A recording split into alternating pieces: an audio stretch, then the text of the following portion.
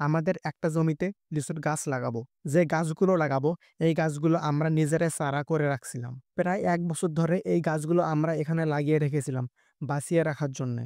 যে যখন আমরা অন্য কোনো জায়গায় লিচুর বাগান করব, তখন গাছগুলো এখান থেকে উঠিয়ে নিয়ে গিয়ে ওই জায়গায় লাগিয়ে দেবো।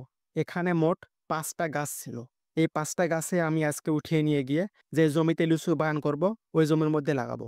সবগুলো গাছ উঠানো শেষ। যেই জমির মধ্যে এই গাছগুলো লাগাবো, সেই জমির মধ্যে এই গাছগুলো এখন নিয়ে যেতে হবে। সামনের যে জমিটা দেখতেছেন, এই জমির মধ্যে আজকে আমি ৫ টা লিচুর গাছ লাগাবো। অনেক জঙ্গল হয়ে গেছে।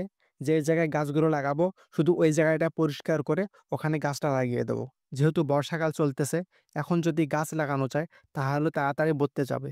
কারণ নিয়মিতভাবে পানি হলে গাছের মধ্যে রেগুলার এসে পানি দেওয়া লাগবে না। তাই তাড়াতাড়ি গাছ বর্তে যাবে। তাই এই ভরা বর্ষার মধ্যে আমি গাছগুলো লাগিয়ে দিতেছি। কারণ লিচুর গাছের গোড়ার মধ্যে যদি অতিরিক্ত পানিও জমা হয়ে থাকে, তারপরেও কিন্তু লিচুর গাছ মারা যায় না সহজে। একে, একে আমার ৫ টা গাছই লাগানো শেষ। প্রতিটা গাছের গোড়ার মধ্যে একটি করে কঞ্চি লাগিয়ে দিয়ে কঞ্চির সঙ্গে গাছটি বেঁধে দিতে হবে। যেহেতু এখন বাতাস হইতেছে, যদি গাছের গোড়াটা একটু নড়াচড়া করে, তাহলে গাছটা মারা যাওয়ার সম্ভাবনা থাকে। তাই প্রতিটা গাছের মধ্যে একটি করে কঞ্চি লাগিয়ে দিয়ে গাছের সঙ্গে কঞ্চিটি বেঁধে দিতে হবে। আজকে এ পর্যন্তই। সবাই ভালো থাকবেন, সুস্থ থাকবেন। আসসালামু আলাইকুম।